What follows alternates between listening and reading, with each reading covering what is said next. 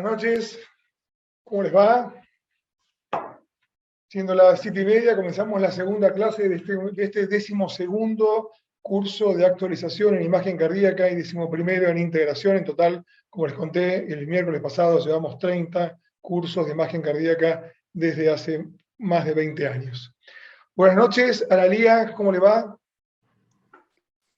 Hola Martín, ¿cómo andan todos? Bueno, viste, tenemos gente de todos lados, de Argentina, de toda la Argentina, y de México, Colombia, Perú, Chile, Cuba, El Salvador. La verdad que estamos muy contentos.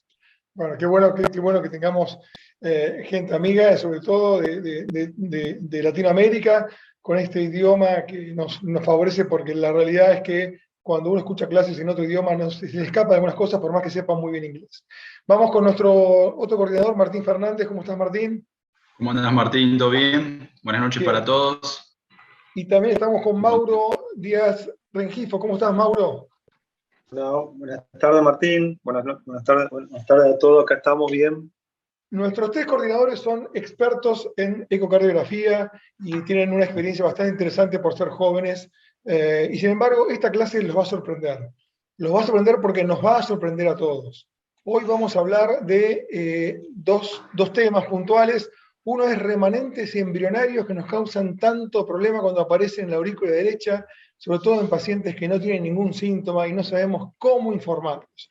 Para esto vamos a dar una charla, en realidad la va a dar José Antezama, que es un médico de nuestro servicio. Yo voy a estar con él haciendo un poco el contrapunto, pero básicamente la charla la preparó él. Y la preparó él en base también a un montón de bibliografía que ha estudiado y ha visto, pero entre ellas está la monografía que hizo el doctor Claudio Marigo en el año de 2015, en el 2015, cuando rotó por nuestro servicio en el curso de eco transesofágico, rotó por Trinidad. Y en ese momento, ante la misma pregunta que me hizo José Miguel el otro día acerca de un remanente embrionario, que era, le dije, vas a preparar la charla, la vas a dar en el curso. Bueno, Claudio hizo una monografía, que no sé si está Claudio en el público, y realmente nos dejó su monografía muy completa, como un artículo de revisión que lo publicó en la Federación Argentina de Cardiología. Está en Rosario, Claudio Marigo. Bien. Como les conté, la segunda parte de la charla también tiene que ver con lo mismo, tiene que ver con imágenes que uno ve como normales, como patológicas en catéteres y no sabe qué informar. Y para esto está la doctora Alma Rioja desde Chile. Buenas noches, Alma, ¿cómo le va? Bueno, buenas noches a todos. Muchísimas gracias nuevamente al doctor Lombardero por la invitación. Gracias, chicos, los que están, Mauro, Martín, Analía. Les informo solamente que llevamos 350 personas conectadas hasta este momento, así que promete la charla de hoy. Les pido por favor que se mantengan hasta el final, que va a haber una premiación al final. Y eso es una charla muy técnica, porque la de hoy es bien técnica, es sí. Bien cómo informamos lo que estamos mirando, ¿no? Sí, y es bien técnico y es bien para partirse la cabeza muchas veces. De hecho, muchas de las cosas que vamos a mencionar las informan como normales y no son, o las informan como patológicas y son normalísimas. Entonces, una de las ideas de las charlas de hoy es precisamente que aprendamos a identificarles, sobre todo porque acá hay muchas personas que están en formación. Todos estamos en formación, pero muchos son bien principiantes. Entonces, bueno, muchísimas gracias nuevamente y feliz de estar en casa otra vez. Alma también es una ex nuestra de nuestro servicio y Alma, yo hace 30 años que estoy en formación. Bueno, y seguimos en formación. Y antes que darle la palabra a José Miguel, que yo te diría que ya vayas compartiendo la charla, José Miguel. Estos son los primeros 3 minutos que siempre esperamos y damos los avisos parroquiales. Les cuento que hemos cambiado la fecha del curso presencial, donde termina todo este curso, que es en la ciudad de Chascomús, que queda a 150 kilómetros de Buenos Aires. La hemos cambiado para el 17 de septiembre debido al calendario de cursos de ese momento, y además porque quiero que estén los speakers que me han acompañado y que han sido protagonistas directos de los últimos 12, 13 años de cursos, como por ejemplo el doctor Jorge Lowenstein, la doctora Silvia Majú, la doctora Reyes, el doctor Obregón, en fin, todos los que ustedes, seguramente algunos de ustedes han visto en los cursos nuestros previos, creo que estén todos. Es una fiesta de volver a reunirnos, y están todos invitados, todos de toda Latinoamérica. Yo sé que no es fácil venir, vamos a tratar de transmitirlo en vivo, obviamente, para los que no puedan viajar. Y va a ser el 17 de septiembre, ya está en la página web de Tecnimagen, 17 de septiembre en el Howard Johnson de Chascomús. Bien. Ana, ¿tiene algo para contar del libro? Sí, les voy a dejar un link en el chat donde pueden conseguir el libro. Además les dejo del link de la página donde lo pueden conseguir, un mail a donde pueden escribir y un celular también. Eso por un lado. Por otro lado, les voy a dejar un link donde van a ver todo el programa del curso y a lo largo de cada charla se va a ir subiendo la grabación de cada una de las charlas, o sea que ya hoy pueden ver la de la clase pasada, que varias personas estuvieron preguntando, y así, a medida que se vaya dando cada charla, van a encontrar la nueva subida, digamos. Así que les voy a dejar las dos cosas. Ahí lo escribí para que lo tengan todos. Después, si al final de la clase, vuelvo a pasar todo para los que no estaban conectados, para que lo vuelvan a tener. Bien. Bueno, José Miguel, buenas noches, ¿cómo estás? Muy buenas noches, doctor Lamanera. Buenas noches, Analía, Martín, Mauro, doctora Alma. Un Buenas placer noches, estar José. ante todos ustedes y un placer para compartir este momento y este tema ante todos. Vamos poniendo, Puntualmente, pon la les voy charla, a José Miguel, por favor, compartir. ponela. Sí. Esta clase no se da en los cursos, no se da en los congresos, yo no he visto, no recuerdo, por ahí sí lo vi y no recuerdo, pero no es muy frecuente que en cursos y congresos se hable de remanentes embrionarios patológicos o no de la aurícula derecha. Bien. Siendo Bien. las 19:37, José Miguel, comenzamos. Bueno. Como todos ustedes saben, la aurícula derecha es, en lo que es la ecocardiografía, normalmente estamos haciendo un examen, cualquiera está haciendo un examen de rutina cualquiera, y nos topamos con una estructura circundante similar a la izquierda, y simplemente pasamos por alto, porque generalmente no hay patología, o es muy rara la patología que puede encontrarse en la aurícula izquierda. Y a veces cuando alguna imagen nos confunde, puede ser o normal o puede ser patológico directamente. Esta es nuestra bitácora, el temario que vamos a ir abordando. Primeramente, mencionar que la aurícula derecha es bastante particular, no solamente desde su punto de vista embriológico, sino también anatómico, ya que tiene algunas estructuras que son totalmente diferentes a las del resto de las cavidades. Mencionar también que es particular desde el punto de vista eléctrico, tiene un sistema eléctrico mucho más desarrollado y mucho más particular que el resto de las cavidades, y, ¿por qué no?, en cuanto a la función. Pero, sobre todo, lo que más debemos considerar para los fines de esta charla es que la aurícula izquierda tiene un sentido, una formación embriológica mucho más activa que el resto de las cavidades. O sea, como me estás diciendo que la aurícula derecha es clave en nuestra vida intrafetal. Claramente tiene un rol importantísimo durante la vida fetal, porque es durante el periodo intrauterino, y es otra cavidad en el posterior a este. Bueno, entonces vamos a empezar con preguntas, José Miguel, si te parece. Y Ethel, por favor, ponemos la primera pregunta. ¿Sí? Tenemos la primera pregunta. La primera pregunta es para ver en el día a día cómo nos comportamos ante imágenes que aparecen en la aurícula derecha. Entonces, vamos a preguntar, no importa la respuesta en realidad, y no hay una respuesta normal, vamos al final tratar de responder cada una, pero igual, hagamos la votación. ¿La válvula de Eustaquio, para ustedes, es totalmente normal? ¿Se puede confundir con la válvula de Tevesio? ¿Se puede confundir con la red de Chiari? ¿Su visualización es anormal? Si la vemos, ¿es anormal? ¿Cuándo es prominente? ¿Predispone a la endocarditis? Votemos, por favor. Analía, ¿para usted qué es? Rápido. ¿Martín? No es fácil, ¿eh? Porque ninguna debe ser correcta del todo. ¿Tenemos votación, Ethel? Bien, es totalmente normal, en el 56%, está muy bien. Después vamos a responder una por una. Vamos a la segunda pregunta.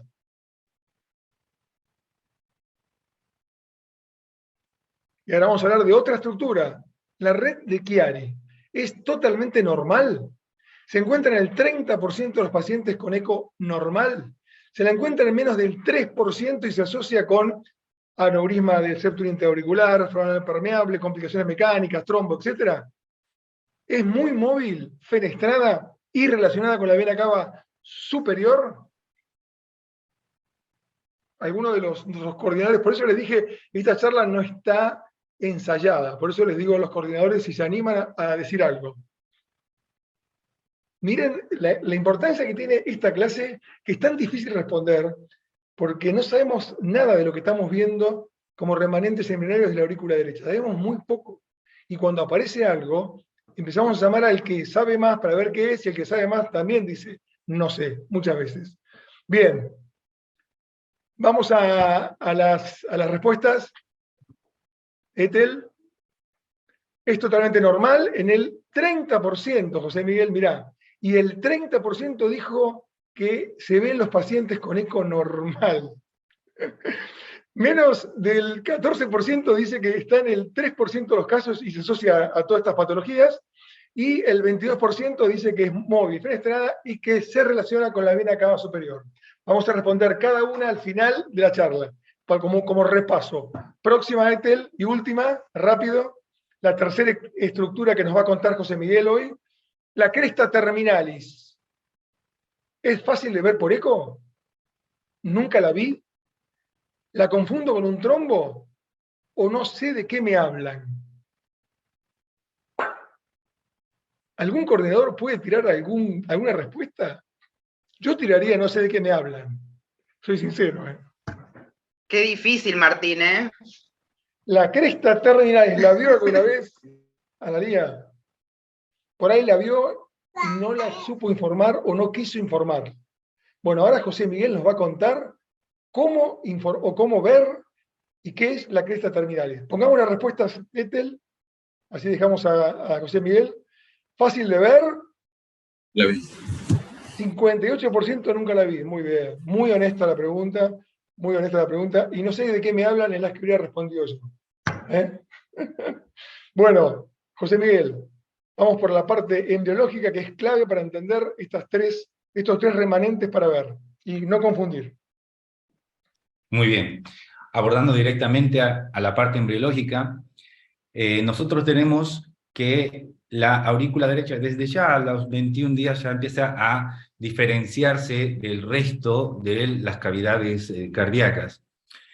Pero me gustaría que prestemos más que todo atención acá al principio, donde se nota en el extremo inferior el polo venoso, ya diferenciándose a los 21 días de lo que es un atrio derecho rudimentario.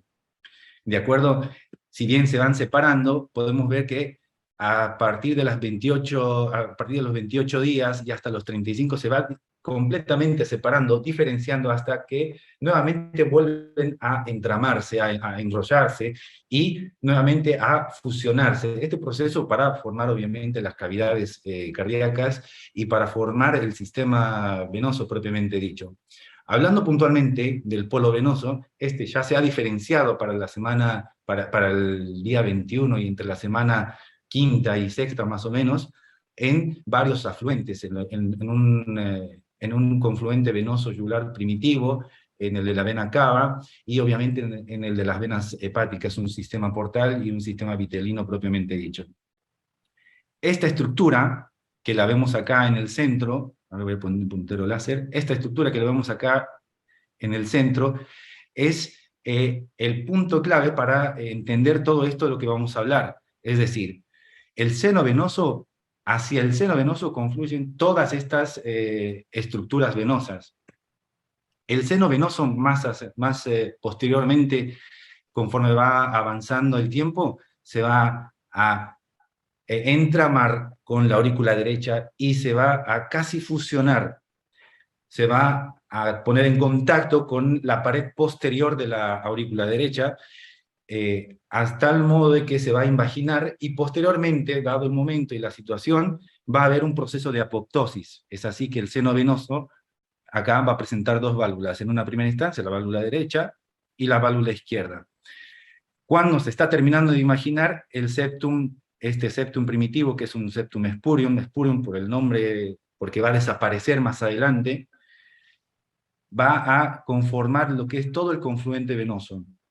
Es decir, a partir de acá se va a diferenciar este seno en vena cava superior e inferior y seno venoso propiamente dicho. Y esto, como todo, ¿no? Tiene un porqué, tiene un motivo, tiene una misión que cumplir en la vida intrauterina. La sangre que llega a este seno venoso es redireccionada, como todos ustedes saben, hacia la aurícula izquierda, porque el resto de la circulación pulmonar no es activa, no es necesaria en esta etapa de la vida intrauterina, y a partir de esto nosotros podemos ver que acá hay una válvula, no es rudimentaria, no es un remanente, es una auténtica válvula, competente, una válvula que abre y cierra, una válvula que redirecciona el flujo. Y en cuanto a la válvula izquierda, esto es una simple mención, no tiene fin con respecto a esta clase, a esta charla, pero es necesario mencionarla, es solamente mencionar que acá el septum secundum viene a partir de esta válvula. La mencionamos, es bueno que la tengamos en mente y hasta ahí. Porque lo que en realidad venimos a entender es lo que le pasa a esta valva derecha, en lo que más adelante, en algunos estudios ecocardiográficos que vamos a hacer, vamos a encontrarnos o con una cresta terminalis, o con una válvula de Eustaquio, o en su defecto con una red de Chiari. Como les decía, esto tiene un fin, tiene un objetivo, y es redireccionar toda la circulación del confluente venoso y del confluente vitelino de la sangre del cordón umbilical, y se redirecciona hacia la circulación sistémica. Otras bibliografías lo mencionan como la estructura hemodinámicamente más activa durante este periodo. Ninguna de las cavidades cardíacas es tan activa, tan confluente, tan dinámica a nivel hidrodinámico, como lo es en esta etapa la aurícula derecha. Así que esta pieza es clave para entender, porque por ahora sí cumple una función. ¿Y qué es lo que le tiene que pasar a finales, antes de nacer? Esto tiene que desaparecer. Es así que en este esquema podemos ver cómo va desapareciendo mediante un proceso de apoptosis todo lo que es la válvula, todo lo que es el confluente venoso, y tendría que acabar en lo que es simplemente un vestigio, en una cresta y en una, a manera de línea, una estructura que generalmente no se tendría por qué ver. Entonces, y para esto, José Miguel, como resumen de la parte embriológica, nos queda que lo más importante para entenderlo, los remanentes embriológicos que vamos a ver por eco, es entender que todo nace del seno venoso, y dentro del seno venoso del lado derecho. Que ahí hay una válvula que es real, que esa válvula redirecciona la sangre hacia la fosa oval, y esa válvula debería desaparecer, y esa válvula es la que va a ser la válvula de Eustaquio. ¿Es así? Correcto. Y la válvula de Eustaquio, y a partir de acá vamos a entender por qué vemos las estructuras que a veces nos causan no solamente problemas al diagnóstico, sino que podrían causarnos problemas clínicos a lo largo. Para la anatomía, bueno, como siempre, si bien es necesario saber dónde está cada cosa, en qué lugar y qué relación tiene, para los fines de esta charla vamos a sintetizar todo, vamos a imaginar a la aurícula derecha como si fuera un cubo, aunque no lo es exactamente, pero nos sirve imaginarlo, pensarlo de esta manera, porque de esta manera vamos a diferenciar las estructuras que componen cada lado. En la cara septal tenemos la fosa oval, en los polos superior e inferior tenemos a la desembocadura de la vena cava superior e inferior y al seno venoso, al seno coronario. En la pared anterior a la válvula tricúspide, y en la pared posterior a la cresta terminalis. Y si nosotros, bueno, destapamos este cubo, en la pared lateral vamos a tener a todo lo que son los músculos pectíneos.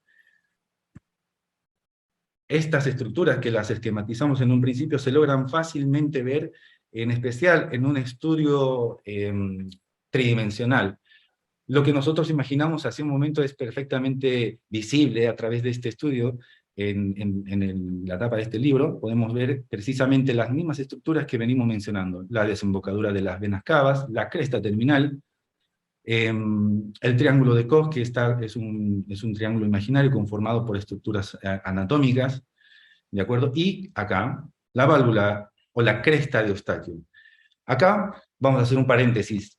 ¿Cresta de Eustaquio o válvula de Eustaquio? Cresta de Eustaquio puntualmente a lo que fue un remanente y solamente queda un relieve como vestigio. Acá no hay ninguna válvula. Puntualmente en este estudio tridimensional no hay ninguna válvula, no hay nada que esté móvil, simplemente así como la cresta terminalis, hay una cresta que está dividiendo tanto el seno coronario como la vena cava inferior. Una cresta y nada más.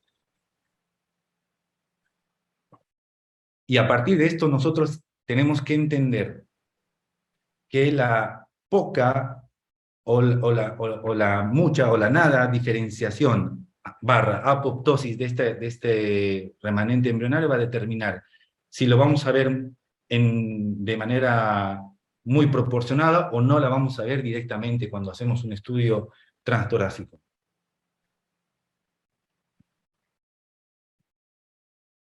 Bueno, entonces, de manera puntual, en orden de frecuencia, en orden de cómo está relatado inclusive en la literatura, las estructuras que más frecuentemente se encuentran son, número 1, por orden de frecuencia, número 1, la válvula de Eustaquio, la red de Chiari, y por último, la cresta terminalis. Este es el orden en el que generalmente nos lo vamos a topar en el día a día de los estudios que vamos a ir haciendo.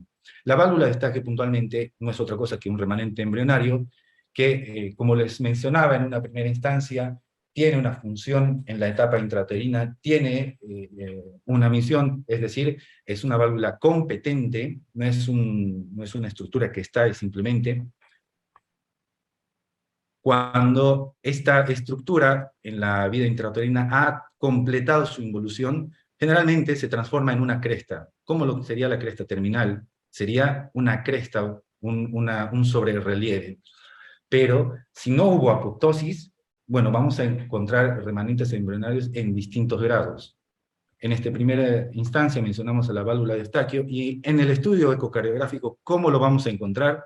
Puntualmente en la aurícula derecha, como una especie de membrana, una imagen que es delgada, filamentosa, que a manera de una división va a separar en dos polos a la aurícula derecha. Esta imagen no tendría por qué tener signos de obstrucción. Si nosotros le ponemos el color, no tendría por qué presentar aceleración de flujo, ni mucho menos dilatar o deformar a la aurícula. Tendría que estar ahí y nada más. En esta representación, acá en estas imágenes, podemos ver cómo la aurícula derecha está dividida por esta imagen que corresponde a una válvula de Eustaquio. Un aspecto clave para reconocerla es la poca movilidad que tiene. Si bien acá sístole y diástole, acá cómo se va llenando la aurícula y cómo se vacía, esta válvula de Eustaquio va acompañando a los movimientos, pero es un movimiento sutil, un movimiento, pero hasta ahí nada más. Sí, y fíjate cómo del lado izquierdo de ese lado se veía el seno venoso, porque en el fondo la válvula de Eustaquio está en la desembocadura de la vena cava inferior, pero a la vez separa el seno coronario de la vena cava inferior. ¿Sí? Tal cual. Y bueno, acá en lo que podemos ver, acá, por fin, podemos ver cómo se diferencia en el estudio transesofágico. En el estudio transesofágico, en esta vista bicava, vamos a diferenciar bien la aurícula izquierda, la aurícula derecha, y conforme va pasando el cine, podemos ver esta estructura que corresponde a la válvula de Eustaquio. Nuevamente, volvamos a lo que mencionábamos en un principio. La válvula de Eustaquio, en un principio, cumple una función, y acá no tiene un objetivo claro para cumplir. Es decir, acá en la desembocadura de la vena cava inferior vemos cómo no cierra, simplemente está ahí, serpentea o acompaña al flujo laminar de la vena cava inferior, y en este estudio tridimensional, con la ayuda de la transluminación, podemos ver cómo es una banda delgada que acompaña al flujo sanguíneo, pero está ahí y nada más. No supone una obstrucción, tampoco supone alguna patología, alguna deformación de lo que es la aurícula derecha. Ahora, ¿qué es lo que nos interesa diferenciar de la válvula de Eustaquio? Principalmente por orden de frecuencia son 4 los diagnósticos diferenciales que debemos de tener. En una primera instancia, el trombo. El trombo se tiene que diferenciar de una válvula de Eustaquio, precisamente porque un trombo es mucho más móvil, el tumor va a tener unas dimensiones y características ecogénicas capaz y heterogéneas, o dimensiones más grandes, la vegetación tiene sus características capaz mucho más móvil, y esto último, que es mucho más infrecuente, es el cor triatriatum derecho. ¿De acuerdo? El cor triatriatum derecho, como una especie de paréntesis, no es otra cosa que esta válvula de Eustaquio que involucionó poco y nada, a tal punto de que sí puede provocar algún grado de obstrucción y alterar la geometría de la aurícula derecha. Para diferenciarlo, es importante observar las características ecocardiográficas de la aurícula derecha. En este caso, por ejemplo, ¿quién me podría decir acá que estas estructuras son, o es una válvula de Eustaquio prominente, o es un cor triatriatum derecho?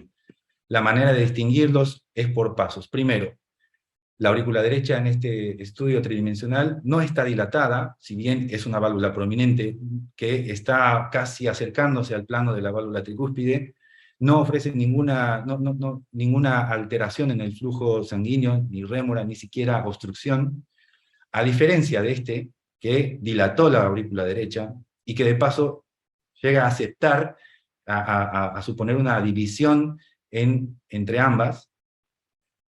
Y para confirmarlo, pues, realizamos un estudio con mayor poder de resolución espacial, como lo es en este caso la angiotomografía, en el que el paso del contraste está obliterado en alguna parte de esta aceptación incompleta. Y José Miguel, fíjate que siempre está a la altura de la desembocadura del seno venoso, ¿no? Si bien no vemos la desembocadura de la vena cava inferior, pero sí sabemos que aquí está la desembocadura del seno venoso, y ahí está entonces la válvula de Eustaquio, y si es muy prominente y es poco móvil, podría continuarse con la cresta de Eustaquio. Tal cual. Nuevamente, para mencionarlo y para recordarlo, la mucha involución va a determinar su aparición o no. Depende del grado de involución que tengan, vamos a verlo en el estudio transtorácico. Depende del grado de involución, vamos a encontrarnos o con un cor triatriatum o con una válvula de Eustaquio prominente. Me gustaría hacer mención a este grupo venezolano, que en el laboratorio de ecocardiografía se puede diagnosticar un cor triatriatum, es decir, basándonos en un estudio transtorácico, vemos acá que está dividida la aurícula derecha, que está agrandada la aurícula, y que de paso, en el estudio transesofágico, vemos cómo hay una aceleración del flujo en sístole y diástole. A esto, si nosotros le añadimos un test con contraste, un test con burbujas, se puede hacer algo similar a lo que se hace en un estudio de resonancia o tomografía. Fíjense que acá, en este eje bicavo, la parte que está aceptada, la parte que está separada del resto de la aurícula derecha, de una aurícula derecha grande, no se llena del contraste. Entonces, este grupo, a partir de aproximadamente 50 pacientes, ha logrado demostrar que se puede realizar este estudio, se puede, pensado el diagnóstico, se puede llegar a un diagnóstico diferencial con un contraste, con un medio de contraste en el laboratorio de ecocardiografía, con una sensibilidad muy cercana a lo que son los métodos de resolución espacial más importantes. Bueno, mencionábamos que no tiene ningún objetivo, que no tiene ninguna función posterior a la vida intrauterina, pero en contados casos, en muy contados casos, como en esta serie de 2 casos, sí puede llegar a tener algún tipo de función por así decirlo, una función accidental, una función incidental. En esta columna de la izquierda les voy comentando, se trataba de un paciente de 70 años aproximadamente, que tenía miocardiopatía dilatada, con función moderada severa biventricular, y que al examen físico particularmente no tenía hepatomegalia, ni ascitis, ni edema de miembros inferiores. Pero cuando uno le hace el estudio, sobre todo en una vista subsifoidea, puede ver que este remanente embrionario no deja que la insuficiencia cardíaca derecha, por lo menos a partir de la vena cava inferior, para abajo no se manifieste clínicamente. Y la razón es porque, de algún modo, esta válvula de Eustaquio, esta válvula funcional, entre comillas, puede en algunos contados casos llegar a ser hemodinámicamente competente. Pero son contados los casos. La segunda estructura que nos lo vamos a encontrar frecuentemente a partir después de la primera, después de la válvula de Eustaquio, es la red de Chiari. La red de Chiari, nuevamente, es una remanente embrionario, pero a diferencia de la red de Chiari, la red de Chiari, a diferencia de la válvula de Eustaquio, es una estructura mucho más móvil, fenestrada, asemeja a la forma de una red, y se une a lo largo de la vena cava inferior, conecta el septum interauricular con la desembocadura, en muchos casos, de la vena cava inferior. Este está presente en el 3 a 5% de la población. Normalmente no tendría por qué pasar el plano de la tricúspide, pero en casos de involución incompleta, puede pasar todo lo contrario, puede generarnos problemas. Acá, en esta publicación de este grupo de anatomía, podemos ver que en el estudio transtorácico puede llegar a ocupar, o más que todo puede llegar a confundirse el diagnóstico. Esto, por ejemplo, acá es una red de Chiari que está ocupando donde debería de estar la válvula de Eustaquio. ¿De acuerdo? La clave para el diagnóstico diferencial, para diferenciar ambas estructuras, es la movilidad de la red de Chiari. La red de Chiari es muy móvil, serpenteante, y puede ir con un movimiento de vaivén a través de del flujo sanguíneo de la aurícula derecha. José Miguel, espera, volvé para atrás, antes de mostrar esto. Una duda que deben tener todos y que yo tengo en estos momentos es que me mostraste una válvula de Eustaquio muy móvil antes.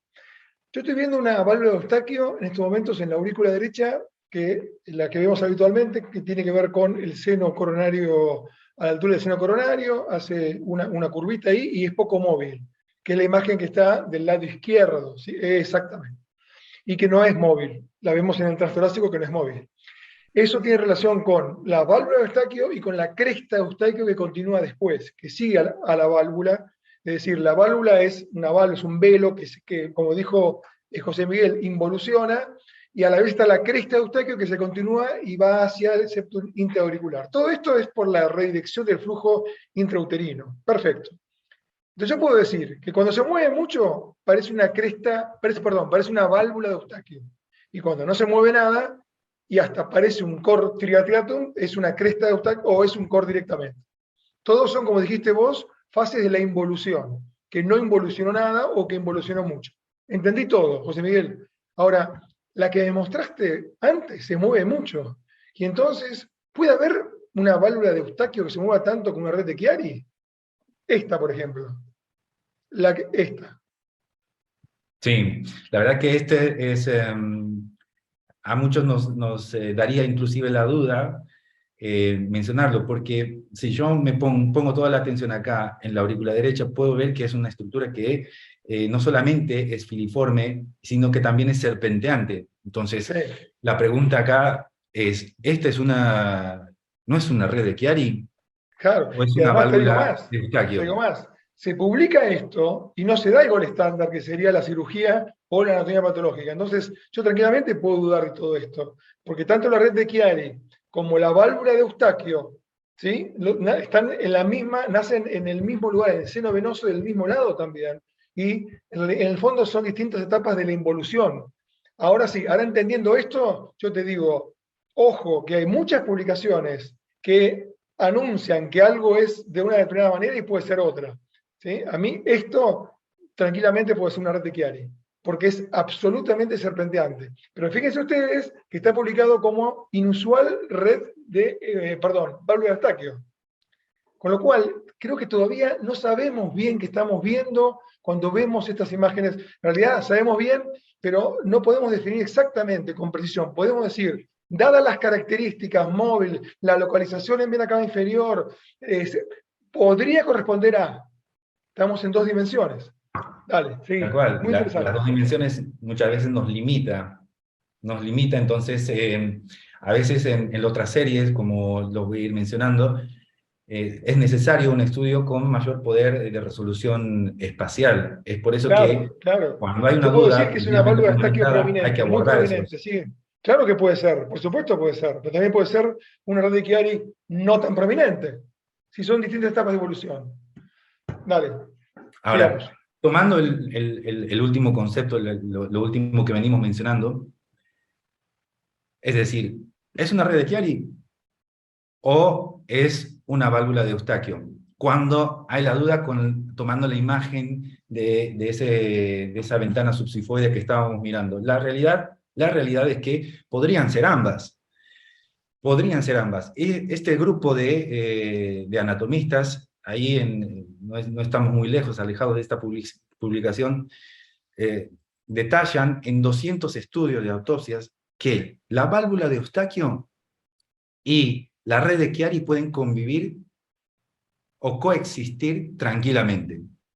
¿De acuerdo? Lo que pasa en este estudio, en este espécimen, es que la red de Chiari no está tan prolongada, no es importante, no es larga, no es una red hiperfenestrada, elongada, como lo que es en este estudio, pero la realidad es que al partir de un mismo origen embrionario, puede fácilmente adoptar, como en este caso, una parte puede ser de una válvula de Eustaquio y otra parte tranquilamente puede ser la red de Chiari.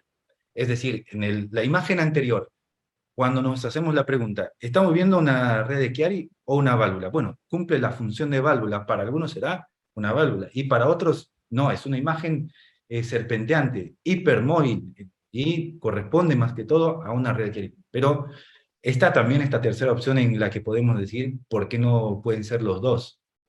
¿De acuerdo? Porque parten del mismo remanente embrionario. Por En eso, este caso, por ahí ejemplo, preguntaban en el chat, ¿de dónde parte? Parte del mismo remanente embrionario, parte del seno venoso derecho que mostró antes José Miguel en el momento, creo que es a los 21 días o a los 25 días cuando se forma el seno venoso y cumple función de válvula toda la parte intrauterina, pero después, una vez que nacemos, eso tiene que involucionar a lo largo del tiempo. Cuando no involuciona, queda como una válvula de Eustaquio prominente, queda como una cresta de Eustaquio prominente, o también queda como una red de Chiari que no involucionó y se fenestró, ¿ven? No terminó de hacer una apoptosis, es decir, no se terminó de involucionar y se involuciona en agujeritos, sí, agujeritos no, como vemos ahí, como en queso suizo, y termina siendo una red que tiene conexión con la vena cava inferior y a la vez también puede tener conexión con el septo auricular, puede tener conexión con la válvula en semiluna del seno venoso, con la crista terminalis. Vaya a saber dónde quedó. Pero todos, José Miguel, creo que nos está mostrando y nos estás contando para que entiendan y entendamos que todos son distintas etapas de involución que no se completó. Y sí, en definitiva, como lo muestra acá, esta es una gran red de Chiari, una red de Chiari que está muy fenestrada, de proporciones importantes, y no solamente fenestrada, sino elongada desde varios puntos de la aurícula derecha. En el estudio transtorácico normalmente lo vamos a ver como la imagen que les describía, una imagen en vaivén, filiforme, serpenteante, muy móvil, que normalmente no tendría que tampoco llamarnos la atención con el flujo color. Y cuando estamos ante la duda, por ejemplo, dada el contexto clínico del paciente, podríamos tranquilamente explorarlo con el estudio transesofágico y confirmar el diagnóstico. La verdad es que con el transesofágico se puede llegar a un diagnóstico de una red de Chiari o una válvula de Eustaquio. En este caso, esta estructura, al ser muy móvil, muy filiforme, podríamos darle título de la red de Chiari. Ahora, en algún contexto clínico, por ejemplo, fiebre de origen desconocido, esto si en 7 días lo volvemos a repetir, tendría que quedar exactamente igual, sin ningún cambio morfológico, y de esta manera poder atribuirle el diagnóstico como una red de Chiari. Y sepan además que es infinitamente más frecuente la válvula de Eustaquio que quede que la red de Chiari en anatomopatología, porque en ecocardiografía está sobreestimada la red de Chiari. Porque fíjense que es menos del 3%, en algunas series menos del 4%, entre el 3 y el 5% de los casos. Es decir, y yo he visto que uno tiende más a decir red de Chiari mucho más fácil, cuando en realidad no tenemos la comparación anatómica. Quizás sea simplemente una válvula de Eustaquio un poco más móvil. Y definitivamente. Y bueno, a la luz de la evidencia, la verdad que así como es infrecuente, es difícil encontrar estudios que caractericen a los pacientes en los cuales nosotros ponemos como hallazgo red de Chiari prominente. En este estudio, por ejemplo, de una población pediátrica de 38 pacientes, solamente el 20% estaba asociado a un defecto del septum interauricular.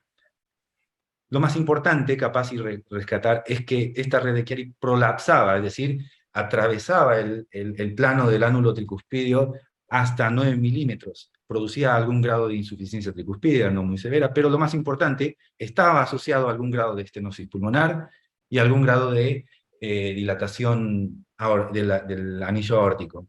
Más adelante, en el seguimiento a años, se vio que estas medidas se normalizaban conforme iba pasando el tiempo y muy pocos iban teniendo un defecto asociado. Y esto se confirma en estudios similares realizados en personas de mayor edad. Acá el promedio, por ejemplo, tiene 60 años y no hay una condición clínica asociada que determine una frecuencia, que asocie una frecuencia a este grupo de pacientes.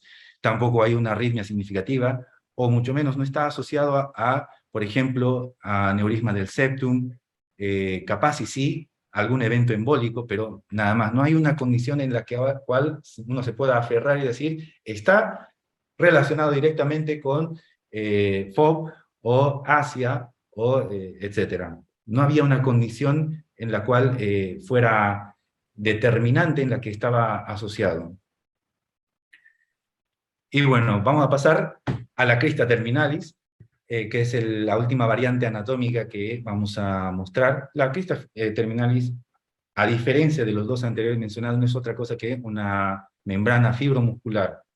Recordémonos, en la etapa embrionaria, que el seno venoso y el seno tenía un remanente al cual estaba unido, el cual era el septum spurium. El septum spurium se pierde casi por completo, y tanto el seno venoso como el tejido auricular se fusionan, y a partir de esto es un remanente. Generalmente es una zona con más rugosidad, una zona que divide una zona pectínea de la zona lisa de la aurícula derecha. Acá, por ejemplo, la podemos ver perfectamente cómo la cresta terminal divide a los músculos pectíneos y lo divide de esta porción que es más lisa de la desembocadura de la vena cava superior. Y este es otro punto clave, que usualmente lo vamos a encontrar, o anatómicamente se tendría que encontrar, en la desembocadura de la vena cava superior. Tendría que terminar ahí. Pero la zona lisa es la que tiene las dos cavas, ¿no? La vena cava superior y la vena cava inferior. Claro, hay contadas ocasiones en las que puede ser más grande y tener proporciones más importantes. Fíjense, por ejemplo, en este caso es una paciente de sexo femenino, 26 años, con lupus y enfermedad renal terminal asociada a esta enfermedad. Es decir, que estaba en terapia de reemplazo renal y de paso tenía un estado de hipercoagulabilidad importante. múltiples recambios de catéter por falla de oclusión del dispositivo y por el estado de hipercoagulabilidad per se, que venía con algún grado de disnea. Un eco transtorácico previo que no reportaba mayores implicancias, pero se le realizó uno nuevo, actualizando previo al trasplante que iba a tener. En este eje largo, modificado para ventrículo y aurícula derecha, podemos ver acá esta estructura, que la informan como probable trombo. Fíjense bien cómo está entramado, cómo se confunde con el tejido auricular y que tiene algún grado de movilidad.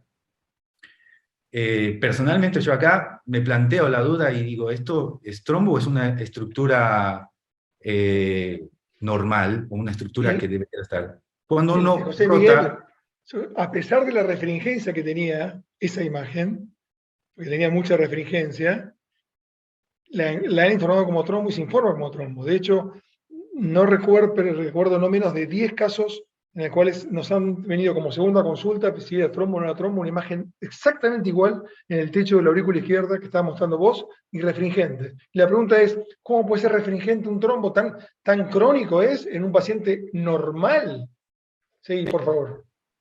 Claro, cuando ese es capaz y el punto en que nos diferenciamos un poco del ecocardiografista. El cardiólogo ecocardiografista se diferencia de un técnico. El técnico tiene una visión pragmática, una visión objetiva del caso. En cambio, el cardiólogo, a manera de crítica, uno de mis profesores decía que está condenado por la clínica. Es decir, uno mira a esta paciente y dice, es normal, o alguno presta atención al cuadro clínico y dice, pero pará, tiene lupus, tiene un estado de hipercoagulabilidad, se recambió el catéter muchas veces antes de su trasplante, y de paso tiene esta masa que no estaba reportada en el eco previo.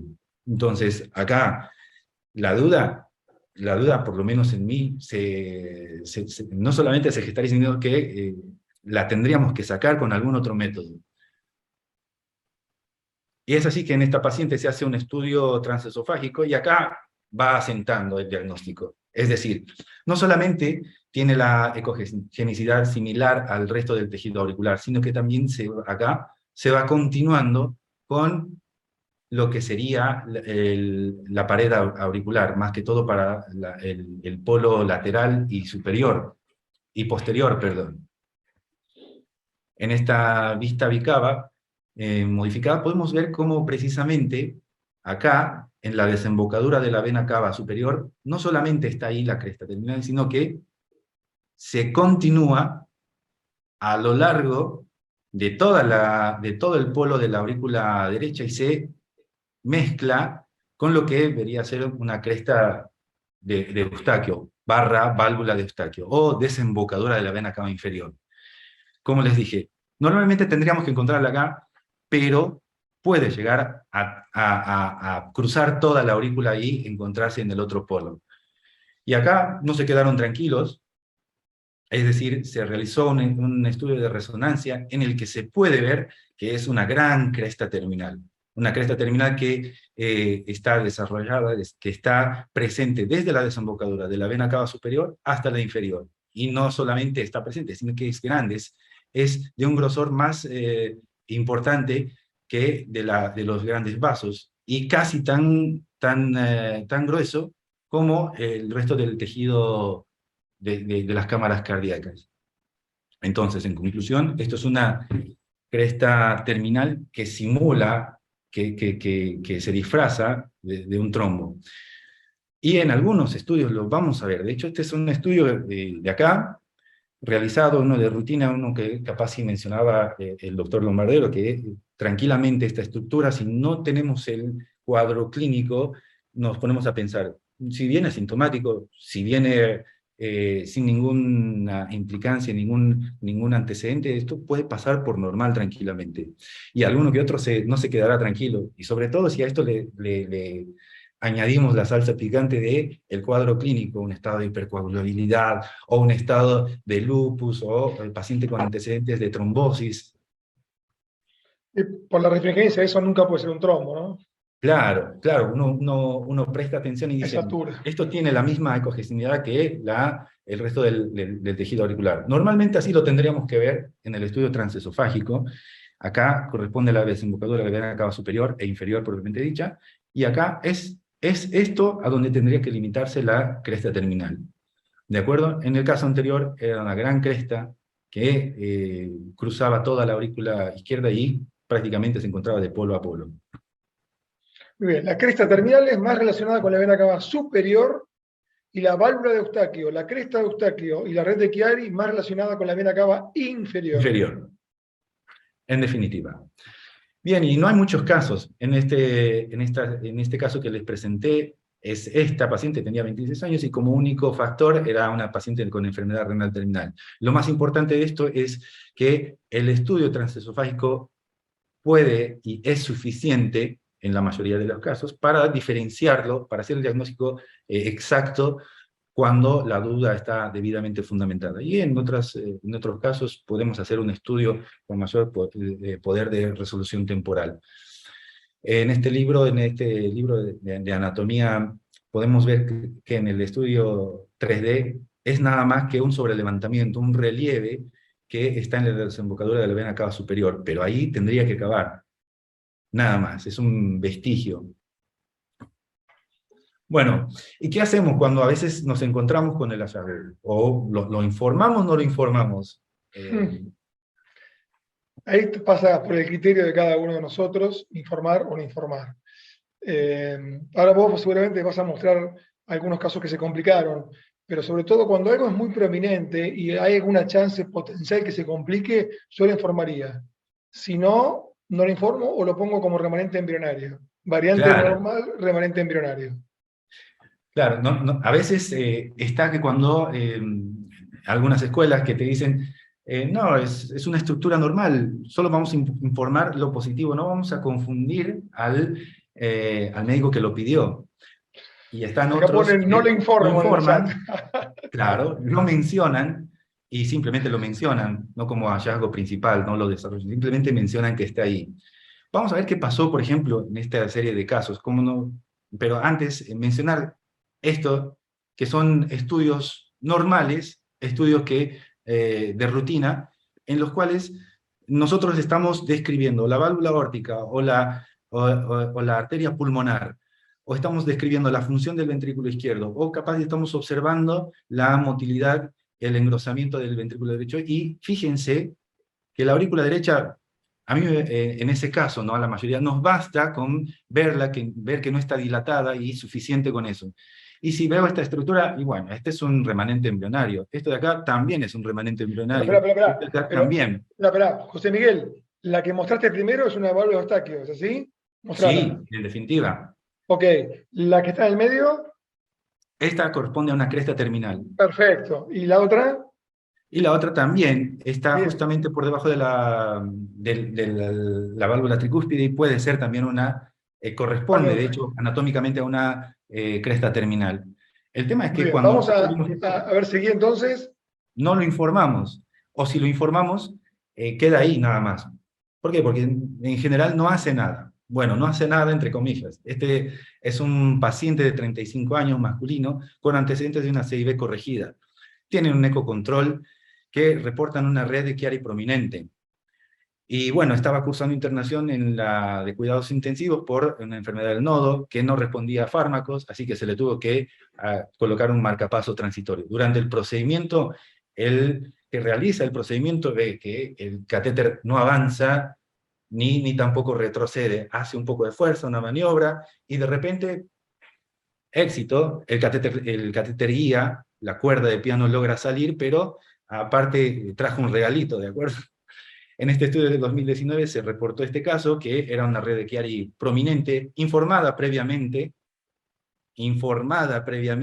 pero que lamentablemente se enredó en el cable, en el catéter guía, y que finalmente salió. Afortunadamente a este paciente no le pasó nada, tuvo una evolución sin mayor particularidad, pero no siempre es así. ¿De acuerdo? En este caso del año pasado, era una mujer de 78 años, que se estaba colocando un marcapaso bicameral. El catéter auricular, como para el sistema de anclaje tiene un catéter en forma de J, se atora, se traba, se entrama con la red de Chiari, y esto es un poco triste, por así decirlo, y a veces un poco engorroso, porque al no avanzar el catéter, van todos, desde el fellow, desde el planta, y bueno, los grandes, todos, el jefe de servicio, todos intentaron tratar de sacar este catéter de marcapaso. Lamentablemente no se pudo, y la paciente terminó en cirugía para poder extraerle este dispositivo. Vuelvo a la pregunta de en principio. ¿Lo informamos o no lo informamos? Y si lo informamos, ¿cuándo lo informamos? ¿Puede llegar a suponer un problema? ¿Puede complicarse la paciente con un procedimiento, por ejemplo, que tantas veces se realizan en todos los hospitales? Por ejemplo, yo pregunté algunas veces, a colegas de electrofisiología, y la verdad que esto, por lo menos, yo nunca lo vi, ni mis colegas. Esto es totalmente infrecuente, de hecho no se ve, y los casos reportados son escasos, pero bueno, están ahí. Son menos del 3%, pero si ves una red de Chiari muy prominente que prolapsa, realmente muy móvil, y hay que informar. Eso se informa. Próximo, José Miguel. Muy bien.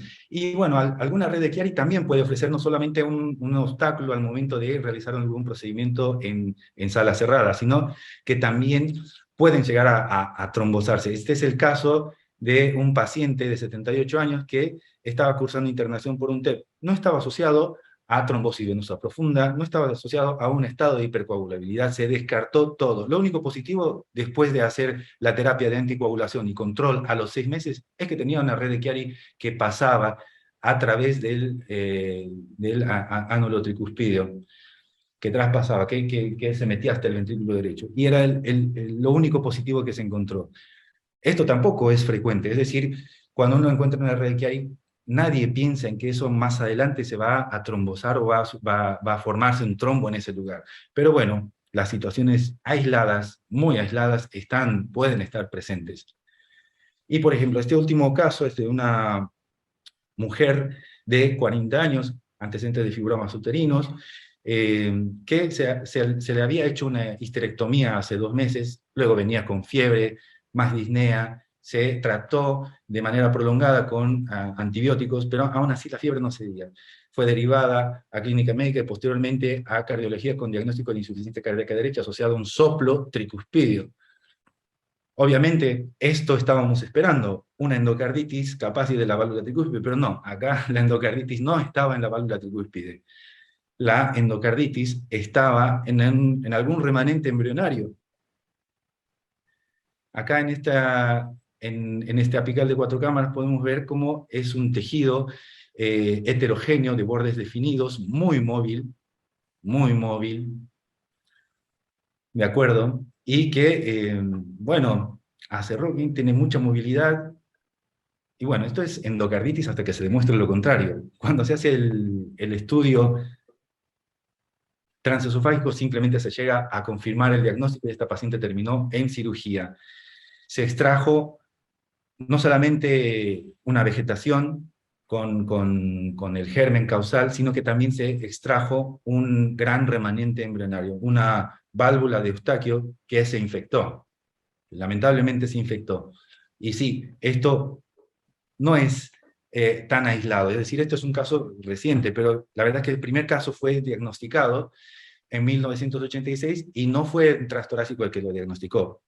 El transtorácico fue negativo y en la anatomía patológica se encontró que la válvula de Eustaquio tenía una masa de endocarditis. A esto podemos añadir que el 50% de los casos de endocarditis de válvula de Eustaquio es por Staphylo aureus, que los factores de riesgo más predisponentes son en los adictos endovenosos y en los pacientes que podríamos tener internados con catéteres de larga permanencia.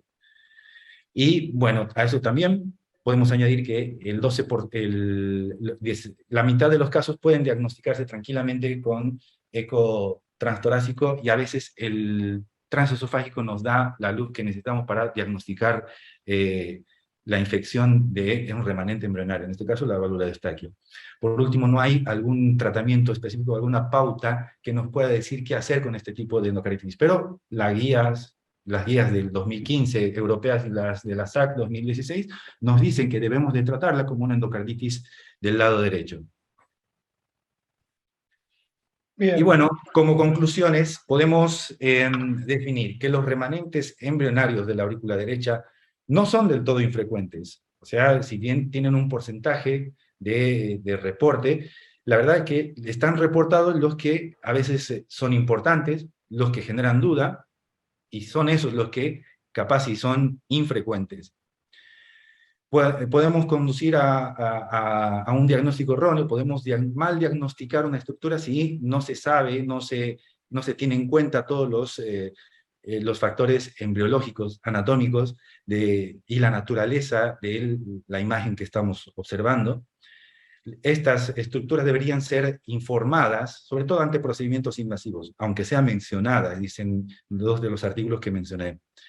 Y obviamente, ante la duda, cuando hay un cuadro clínico que nos embarra la cancha, cuando hay un cuadro clínico que nos obliga a pensar en que no solamente puede ser una variante de la normalidad, bueno, tenemos que optar por hacer multiimagen, desde el transesofágico a tomo, rezo, o capaz, si es que tiene un catéter de larga permanencia, hacer un PET-CT marcado con 18 fluorodesoxiglucosa. Por último, la resección quirúrgica, en este caso, una válvula de Eustaquio o la red de Chiari, solamente está indicada en la endocarditis infecciosa que no responde al tratamiento médico antibiótico, y bueno, es grande, tiene 20 milímetros, hace fenómeno embólico, etc. Muy bien. Muy bien, José. Excelente charla, y voy a pedir que pongan las preguntas finales de vuelta, otra vez las preguntas iniciales, perdón, que sean finales ahora, y las responderemos a modo de repaso. Ethel, ponemos las preguntas, hay un montón de preguntas para hacer, hay unas muy interesantes que ahora por ahí tenemos tiempo de comentarlas.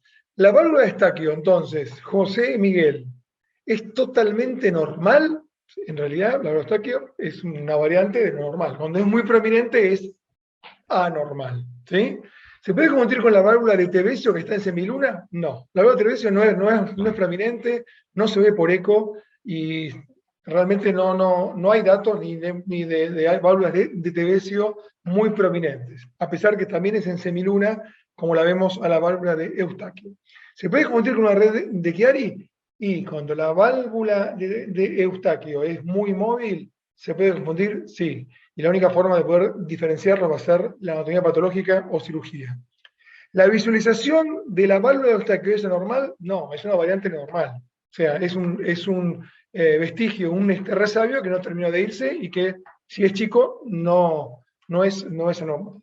Cuando es prominente, ¿predispone a la endocarditis? Sí. Y la pregunta que nos hacen, José Miguel, es que si se debía dar profilaxis cuando ves una válvula de Eustaquio muy prominente o una red de Chiari que prolapsa. Y creo que esa pregunta no tiene respuesta, no está en las guías, no está en ningún lado. No, eso dependerá de cada clínico, de cada médico y de la condición clínica del paciente. Si es un paciente inmunodeprimido, si es un paciente, en fin, con patología derecha. La verdad que creo que no hay respuesta a esto. Próxima, porque tenemos poco tiempo. Pregunta 2. Como ven, no hay respuestas. Simplemente, todas estas eran dudas nuestras. La pregunta número 2, Ethel. La pregunta número 2, sobre la red de Chiari. También nos preguntábamos, ¿es normal la red de Chiari? Bueno, ahí yo creo que la red de Chiari no es totalmente normal. Es decir, claro, primero que está sobrevaluada por eco, está mucho más informada de lo que es realmente en anatomía patológica. Segundo, que para informarla tiene que ser muy móvil, muy prominente, y fíjate vos lo que vos contaste en tu trabajo que presentaste, que la mayoría, todos prolapsaban, que todos medían más de 9 milímetros y prolapsaban, con lo cual, para informar una red de Chiari tiene que ser algo muy móvil, muy prominente. Y la realidad es que eso, yo diría que es una variante de lo normal, pero que potencialmente puede ser anormal, ¿ok? Que se la encuentra asociada, es cierto todo esto, y además no a la vena cava superior, como dice ahí, sino a la vena cava inferior. O sea, es muy móvil, fenestrada y relacionada con vena cava inferior. Eustaquio y Chiari nacen del mismo lugar, prácticamente son lo mismo, distintas etapas de involución, y tienen que ver con la vena cava inferior. Vamos a la última. Y en el caso de la crista terminalis, recuerden que se relaciona con la vena cava superior, y es un tendón, es un repliegue esferomuscular que divide a la aurícula entre la parte pectínea y la parte lisa, y en realidad también viene del mismo lugar, como contó José Miguel, viene del seno venoso primitivo, y normalmente se ve en el techo de la aurícula derecha. Cuando es muy, tiene que ser refringente y en el techo de la aurícula derecha. José Miguel, muy buena tu charla, tu revisión, y pasamos rápida, sí, no sé de qué me hablan, es la respuesta inicial, pero ahora sí sabemos de qué estamos hablando. Bueno, Alma, ¿tenemos tiempo? ¿Salimos con usted? Bueno, díganme usted si tenemos tiempo. Vamos, vamos. Listo. Bueno, acá les voy a, avísenme por favor si se observa la presentación. Sí, bueno, buenas noches otra vez. Darle las gracias nuevamente al doctor Lombardero por la invitación al curso. Le colocó un título bastante atractivo. Sin embargo, vamos a hablar el día de hoy de endocarditis de dispositivos, fundamentalmente. No tengo ningún conflicto de interés para esta charla. Esta va a ser un poco nuestra agenda para el día de hoy. Algunas cosas las vamos a pasar un poco más rápido para hacer énfasis en los trucos. Generalidades, tipo de dispositivos cardíacos electrónicos implantables, algo de epidemiología, un poco de definiciones diagnósticas que son bastante fáciles de confundir. Diagnóstico, conductas generales y un poco de hablar un poco de infección en situaciones específicas. Solo contarles que hay distintos tipos de dispositivos cardíacos implantables. Es necesario comentarles que hay los que son electrónicos implantables como tal, como los marcapasos convencionales, los DAI, los loop records, que son implantables y que pueden o no tener electrocatéteres visibles intracavitarios. Y están los dispositivos de asistencia ventricular. Luego pasamos por los otros, como son los oclusores de orejuela, donde el clásico es el Watchman, cierres de defectos septales interauriculares o interventriculares y algunos otros que vamos a mencionar posteriormente. Esta imagen es muy similar a una que José Miguel colocaba en su charla previa. Este video que ven acá a la derecha es una clara endocarditis, una paciente que tenía un electrocatéter, un catéter venoso central colocado, y la traigo para mencionar que cuando hay dispositivos intracavitarios o cuando hay accesos por vena cava superior o vena cava inferior también, hay mayor riesgo de disposición de infección asociada al dispositivo. Y esto pasa por múltiples ítems que incluyen la edad, la diversidad y la complejidad del dispositivo, la multicomorbilidad del paciente, entre otros. Es necesario saber que, y esta es una publicación muy bonita hecha en la Sociedad Europea, bastante reciente, donde menciona que, y esto lo sabemos nosotros como clínicos, que hay factores de riesgo que son modificables y no modificables para una infección asociada a dispositivo intracardíaco y factores de riesgo que pueden ser inherentes al paciente, al procedimiento o al dispositivo como tal. Ahora bien, hay estudios, y este quizás es el más grande, de tendencias en cuanto a la infección en dispositivos electrónicos implantables, y se evaluó por 3 décadas, donde observan acá en la figura que está abajo y a la derecha, donde la conclusión fundamental sería que hay mayor riesgo de infección asociada a los dispositivos, independientemente que haya infección solo del pocket, solo infección sanguínea o de ambos, y que va a ser mayor la susceptibilidad cuando hablamos de dispositivos tipo resincronizador, por encima de los marcapasos convencionales. El año pasado, la Sociedad Europea publica su guía, la guía más reciente sobre infección relacionada a dispositivos intracavitarios, y nos menciona que es bastante baja la incidencia de esa infección y que en menos de un año alcanza los 2%, y esto se duplica por encima del año de implante del dispositivo. Vamos a hacer algunas definiciones diagnósticas que son necesarias para poder entendernos, no solamente como ecocardiografistas, sino como clínicos. Lo primero es saber que hay 2 términos fundamentales, que son la infección del pocket o del bolsillo, y está la infección sistémica. La infección del pocket hace referencia solamente a la piel y generador, mientras que la infección sistémica es cuando ya la sangre está comprometida, y puede ser solo infección sistémica, puede ser infección de los cables sin haber endocarditis, o puede ser lo anterior más infección de las válvulas o infección endocárdica y es aquí donde hablamos de endocarditis relacionada a dispositivo. En síntesis, si hay solo piel, si hay solamente generador infectado, no hablamos de endocarditis relacionada a dispositivo, sino que en ese caso se habla solamente de infección del generador. Ahora, vamos con un poco de imágenes, que es lo que nos interesa de esta charla. La infección del pocket, cuando nos toca diferenciar entre infección del pocket e infección sistémica, es muy difícil muchas veces, y siempre va a ser el transesofágico superior al transtorácico, si bien el transtorácico es el método que hacemos de entrada.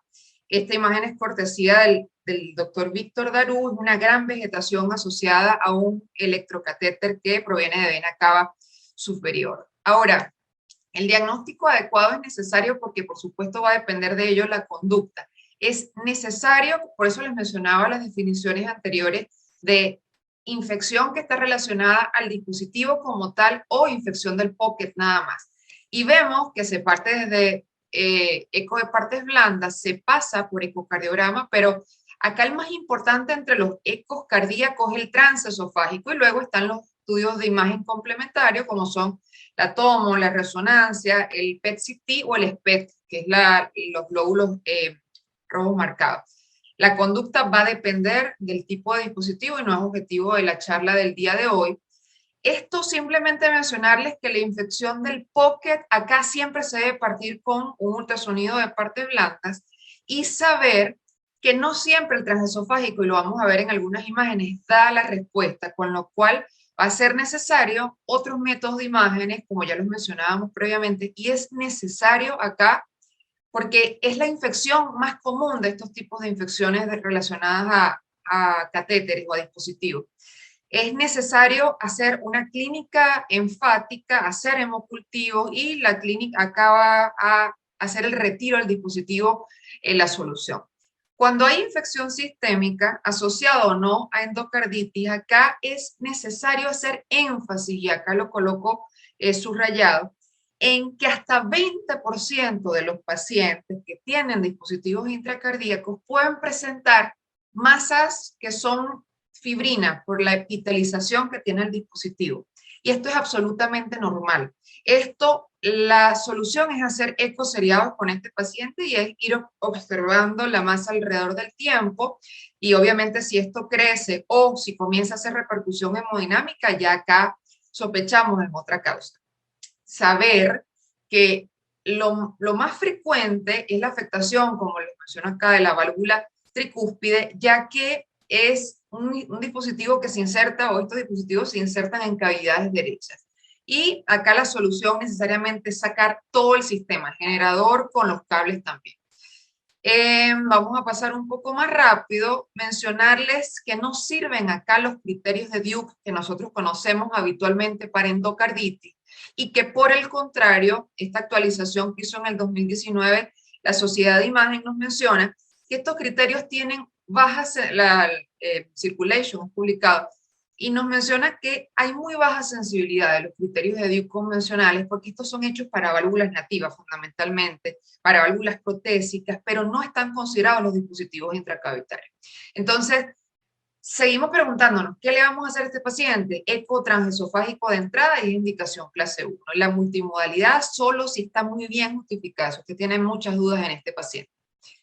Y este fue el consenso que les he mencionado previamente. Esto salió, esta es la actualización más reciente, como les mencionaba, publicada el año pasado, donde me pareció sumamente importante que diferenciaran la infección relacionada con dispositivos intracavitarios en infección definitiva, en endocarditis de dispositivo intracavitario definitiva, posible o descartada, y la primera, se las dije erróneamente, perdón, es infección solamente del pocket, del bolsillo nada más. Es decir, hay 4 posibilidades diagnósticas y acá fundamentalmente es clínica con imagen y no tienen sensibilidad suficiente en los criterios de Duke como les he mencionado previamente.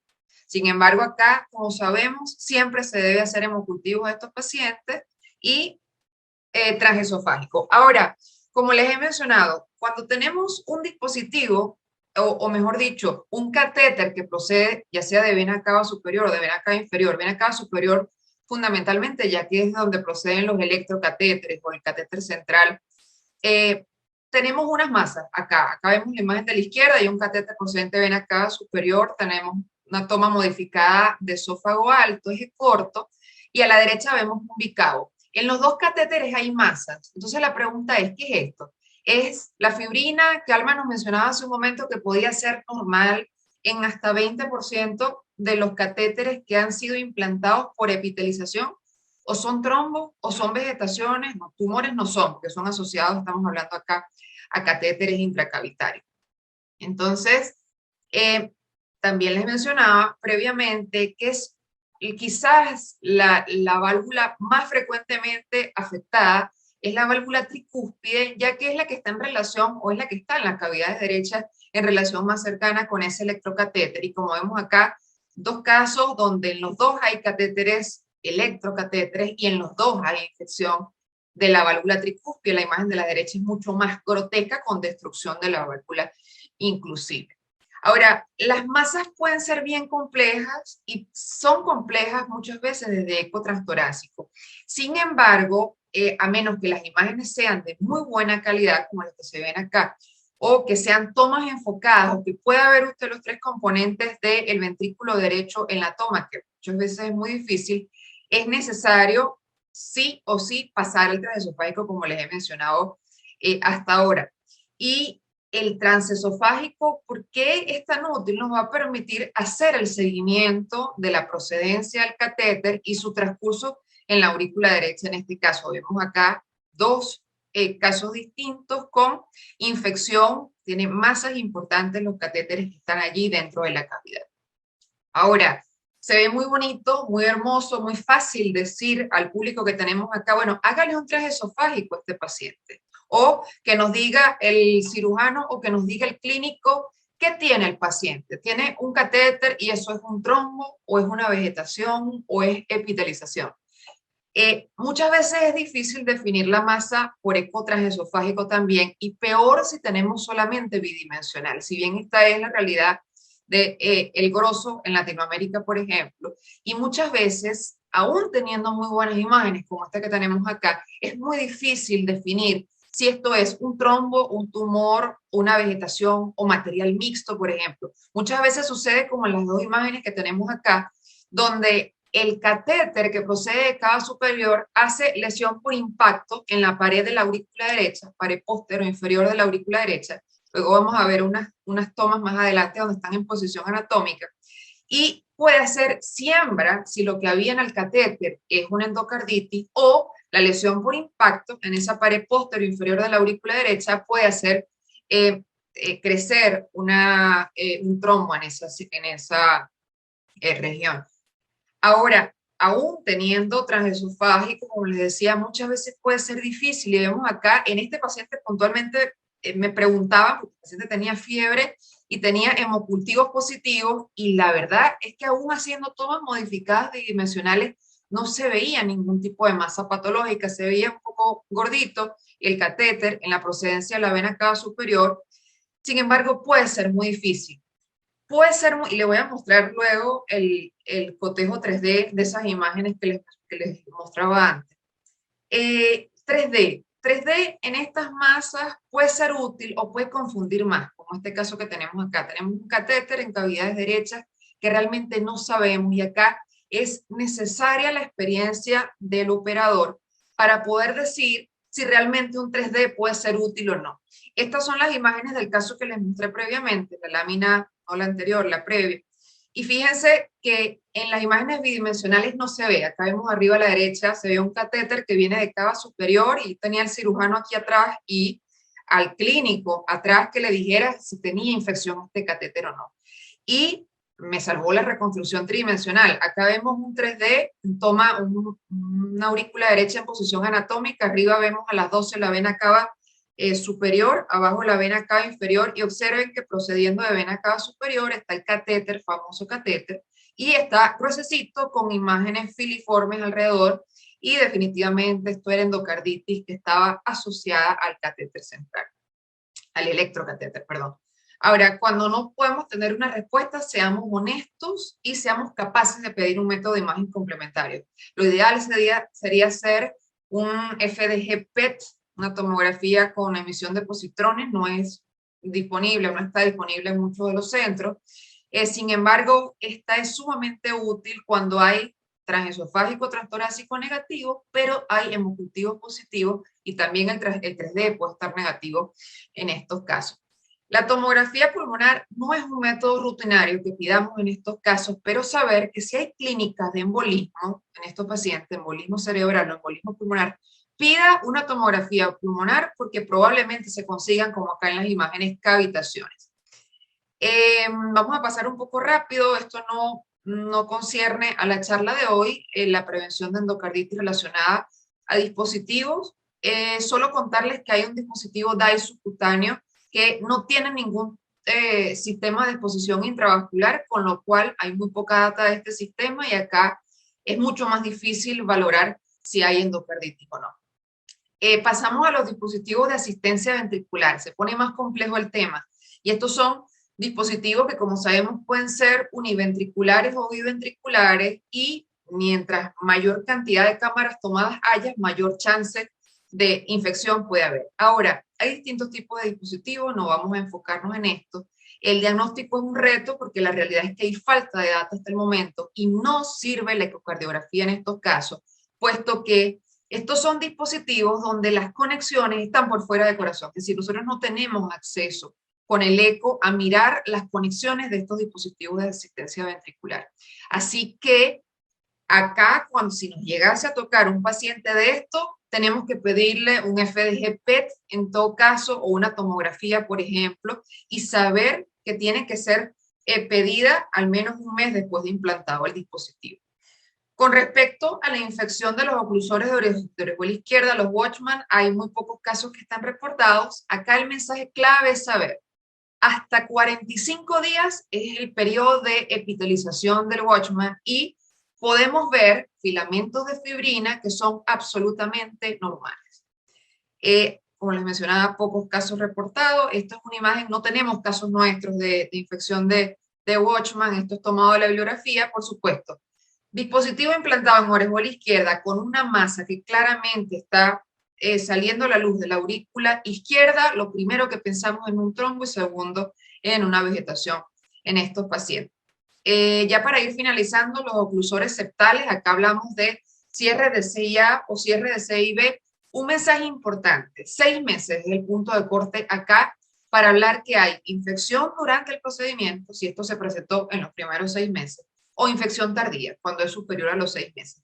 Igual que con los otros dispositivos, es necesario hacer transesofágico, ojalá 3D, y el manejo va a depender, por supuesto, de la clínica del paciente. Tampoco tenemos casos de infección asociada a oclusores septales, esto es tomado de la literatura, este es un Helix septal occluder, y lo mismo que les mencionaba en el Watchman, si hay masas asociadas al dispositivo y el paciente tiene clínica, debemos sospechar o en trombos o en vegetaciones.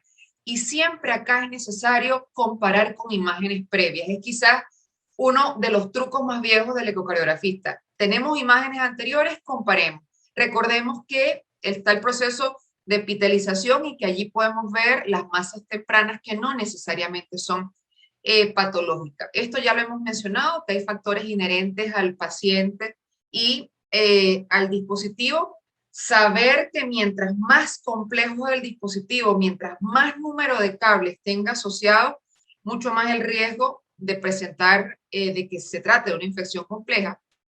Y algunos mensajes para la casa que me gustó puntualizarlos así, es que es una realidad los dispositivos intracavitarios y acá no hablamos, cuando hablamos de infección asociada a dispositivos intracardíacos, debemos sacarnos en la cabeza que solamente estamos hablando de marcapasos. Hay marcapasos, resincronizadores, dispositivos de asistencia ventricular y todo lo que vimos hasta ahora. La fibrina hay que aprender que puede ser normal y nos puede hacer confundir con pequeños trombos. Acá es hacer un seguimiento del paciente y sobre todo cotejar con la clínica del paciente y cotejar, por supuesto, si tiene o no hemocultivo. La infección tiene altísima morbimortalidad y por supuesto conlleva altísimos gastos financieros. Acá la imagen multimodal es mandatoria. Si bien no les hice énfasis en distintos métodos de multimodalidad, acá el mensaje fundamental es: se parte por transtorácico, pero siempre que haya un catéter intracavitario, sea marcapaso, sea resincronizador, sea eso fundamentalmente, tenemos que hacer transesofágico. No podemos decirle al tratante del paciente: no hay endocarditis si usted no hizo un buen transesofágico, y sobre todo si le quedó la duda y no tenía 3D, por ejemplo. En ese caso, pida una segunda imagen, que puede ser tomografía o puede ser resonancia, va a depender de las características del paciente. Y si aún así queda duda, o mejor dicho, si estamos en un centro donde hay disponibilidad de hacer un FDG PET-CT, hagámosle la tomografía por emisión de positrón. El manejo del paciente va a depender de la clínica y de la evolución, y siempre, por encima de todas las cosas, este es quizás el último mensaje que siempre coloco en los mensajes para la casa, es que individualicemos al paciente y contextualicemos la clínica y la imagen.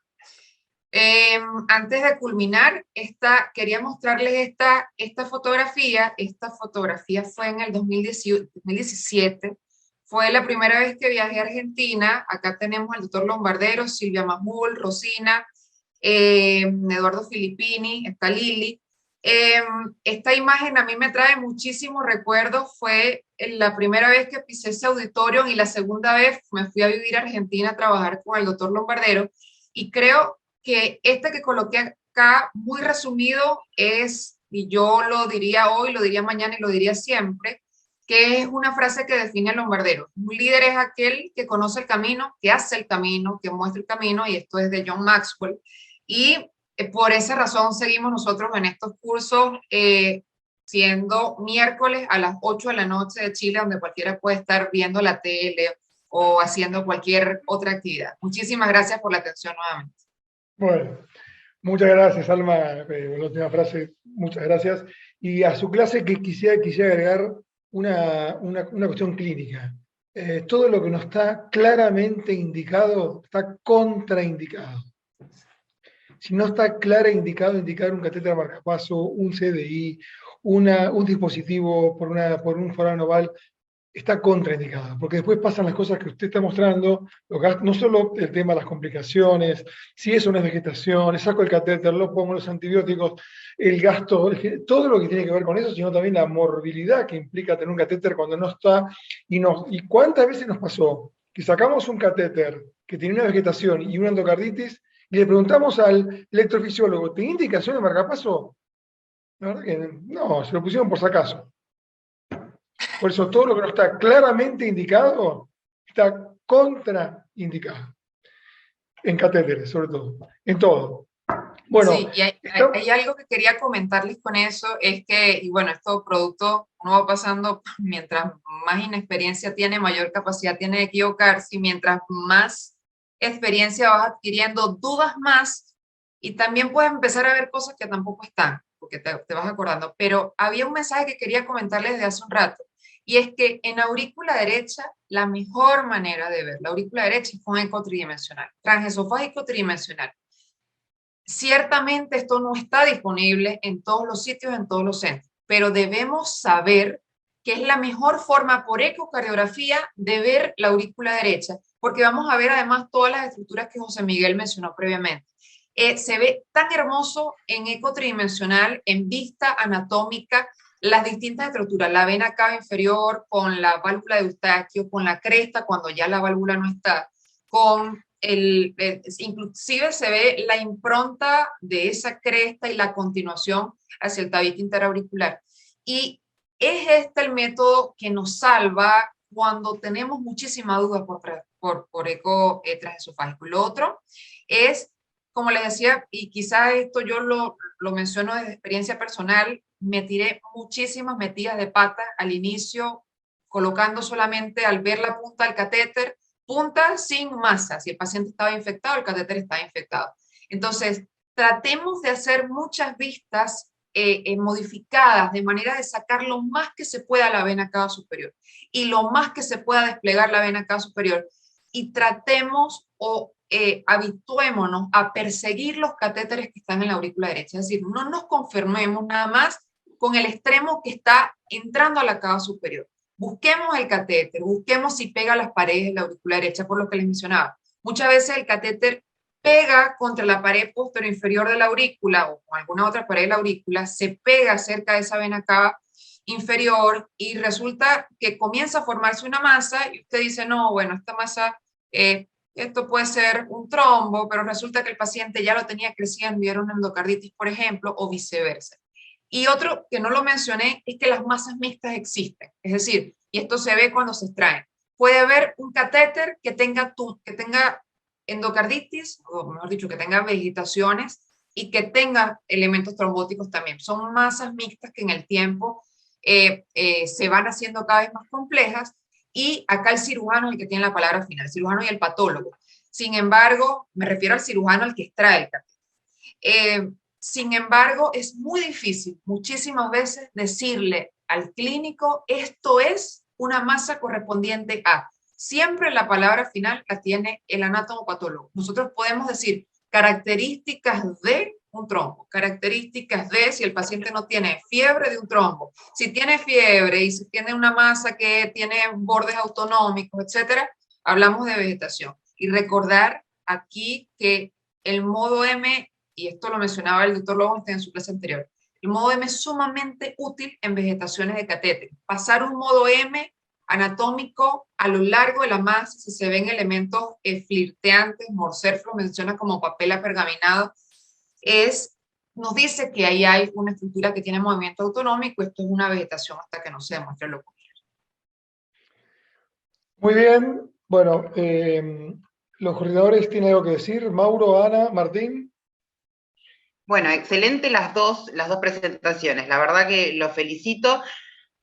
Voy a volver a poner los links, por un lado, para que vean las clases grabadas, por otro lado, el link donde pueden conseguir el libro de ecocardiografía e imagen cardiovascular, y sobre preguntas por la primera parte de la clase de las estructuras normales que simulan patología en la aurícula derecha, voy a dejar un mail donde pueden hacer sus consultas, que es el mail del doctor José. Exactamente, porque hoy además José debutó internacionalmente en una conferencia, con lo cual realmente lo ha hecho muy bien y ha revisado muchísimo toda la bibliografía y él les va a responder todas las preguntas que hicieron en el chat, una por una, sobre qué vieron, qué no vieron, qué les parece, qué no les parece. Y por otra parte, un saludo a Claudio Marigo, que lo dije al principio, pero que nos está escuchando, que fue el que hizo la revisión en el 2015 sobre este tema, cuando exactamente igual que José Miguel me preguntó algo y le dije, vamos a revisar esto juntos. Ya lo revisó Claudio Marigo hace 6, 7 años y lo vamos a volver a revisar. Claudio, un abrazo grande, y tu monografía sigue estando dando vueltas en nuestro servicio como referente biográfico de remanentes embrionarios en aurícula derecha. Siendo las 9, Martín y Mauro, ¿algo para decir? ¿Cierran ustedes? Excelente las dos charlas, la verdad. Muchas gracias, Alma, por lo tuyo, y la verdad que José, impecable, ya lo agradecí personalmente. La verdad, muy buen nivel las clases, y la verdad que temas de todos los días que a veces nos quedamos sin palabras, me parece que se han respondido muchas preguntas, y toda la gente muy agradecida acá en los comentarios, y se fue respondiendo todo lo que preguntaron, la verdad. Sí, y tuvimos 600 participantes hasta hace 15 minutos. Mauro. Nada, también buenas noches a todos, saludarlo, un placer escucharla a Alma siempre, me encanta, es adictiva Alma cuando habla, y bueno, nada, también muy claras las clases, muy lindo todo, la verdad, muy claro. Y como último les leo lo que puso el doctor Jorge Lowenstein, que es nuestro padrino, por llamarlo así, podemos llamarlo así. Espectacular, José y Alma, son 90 minutos aprovechados al máximo. Doctor Lowenstein termina con esta frase. Doctores, hasta el próximo miércoles, siendo las 9 de la noche, que nos vemos con insuficiencia aórtica. Muchas gracias. Gracias.